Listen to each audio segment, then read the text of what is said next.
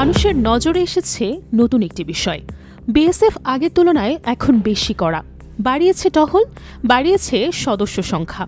অনেকেই বলছে আগে যেখানে ৫-৬ জন টহল দিত এখন দেখা যায় ১৫-১৬ জন। বনের ভেতর ছোট ছোট টহল চৌকি, যেগুলোকে স্থানীয় ভাষায় বলা হয় ঝুপড়ি, সেগুলোও নাকি বাড়ানো হয়েছে। এদিকে ১১ই নভেম্বর সীমান্তে গুলি চালানোর ঘটনা আবারও আলোচনায় এসেছে। ৩ জন বাংলাদেশে আহত হয়েছেন বলে নিশ্চিত করেছে স্থানীয়রা।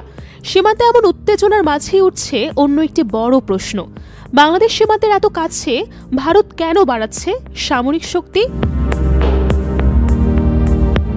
চিত্রটা পরিষ্কার হয় যখন চোখ যায় শিলিগুড়ি করিডোরের দিকে। ম্যাপে ছোট্ট একটি সরু ফিতের মতো জায়গা, কিন্তু ভারতের কাছে জায়গাটি যেন দেশের ধুকপুক করা হৃৎপিণ্ড। কারণ এই করিডোরই উত্তর পূর্ব ভারতের 7 রাজ্যকে যুক্ত করে মূল ভূখণ্ডের সঙ্গে। যদি এখানে কোনো হুমকি তৈরি হয়, এক ধাক্কায় বিচ্ছিন্ন হয়ে যেতে পারে ভারতের বিশাল অঞ্চল।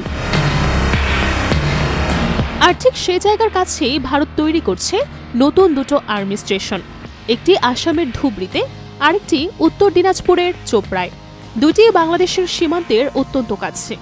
অবসরপ্রাপ্ত ভারতীয় এক মেজর জেনারেল বলেন, এটি আসলে সামরিক সক্ষমতা বৃদ্ধির স্বাভাবিক প্রক্রিয়া। বর্ডার নিরাপত্তার দায়িত্ব থাকলেও সেনাবাহিনীর আলাদা ঘাঁটি থাকা অস্বাভাবিক কিছু না। বিশেষ করে যখন মাথার উপর ঝুলছে চীনের চাপ। ডোকলাম ইস্যুর পর ভারত আগে চাইতে বেশি সতর্ক। তাদের মতে শিলিগুড়ি করিডোরে যে কোনো অস্থিরতা বড় ক্ষতির কারণ হতে পারে। বিজিবির কর্মকর্তারাও বলছেন, ভারত যে তাদের অভ্যন্তরীণ এলাকাতেই ঘাঁটি করছে সেটি সীমান্ত চুক্তির বাইরে কিছু নয়। যতক্ষণ পর্যন্ত তা বাংলাদেশকে সরাসরি হুমকির মুখে না ফেলে ততক্ষণ উদ্বেগের কারণ নেই। তবে বাংলাদেশের বিশেষজ্ঞরা বিষয়টি দেখছেন একটু ভিন্ন কোণ থেকে। তারা বলছেন, ভারত দ্বিমুখী চাপে রয়েছে। একদিকে চীনের প্রভাব, আরেকদিকে বাংলাদেশের সাম্প্রতিক রাজনৈতিক পট পরিবর্তন। গত বছর সরকার বদলের পর বাংলাদেশ পাকিস্তান সামরিক যোগাযোগ বৃদ্ধি পেয়েছে, যা ভারতের পছন্দ নয়। তার উপর রয়েছে তিস্তা প্রকল্পে চীনের সম্ভাব্য দীর্ঘমেয়াদী উপস্থিতি, যা ভারতের কূটনৈতিক হিসাবকে আরও জটিল করে তুলেছে।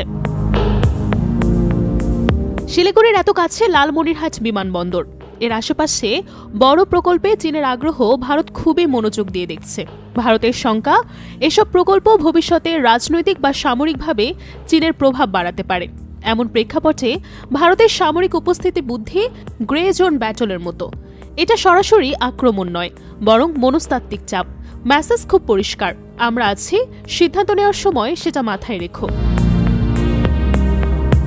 বাংলাদেশের রাজনৈতিক অনিশ্চয়তাও ভারতের হিসাবকে প্রভাবিত করছে।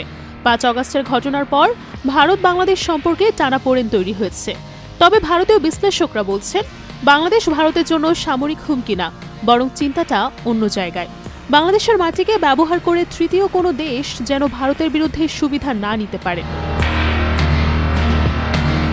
সীমান্তের ওপারে রাজনীতি যাই হোক, মাঠের বাস্তবতা কিন্তু অন্যরকম শান্ত। লালমনিরহাটের ক্ষেতের ধারে এখনো মানুষ চাষ করে, নদীতে নৌকা চলে, বাচ্চারা খেলাধুলা করে। বিজিবির টহল চলে নিয়ম মাফিক। মোগলহাটের ধরলা নদীর ধারে আজও দিনের আলো পড়ে, ঠিক যেমনটা পড়ত গতকাল।